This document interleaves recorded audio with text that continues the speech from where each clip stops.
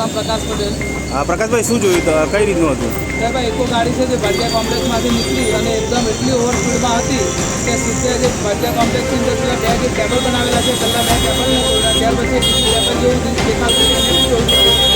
જે કાચ બી મૂકેલા હતા તે પણ રોડ પર તૂટી ગયા હતા. વિપરીત આ ભાઈ રોડ પર બાઇક જતી હતી, બે બાઇક સવાર હતા, તેમના ઉપર ઠોકીને ચડાવી જ ગયેલી છે. અને જે બાઇકની કન્ડિશન જોતાં એમ લાગે કે માણસો મરી ગયા હોય એવું લાગે છે, પણ હજુ સુધી એવું મજા નથી જીવતા.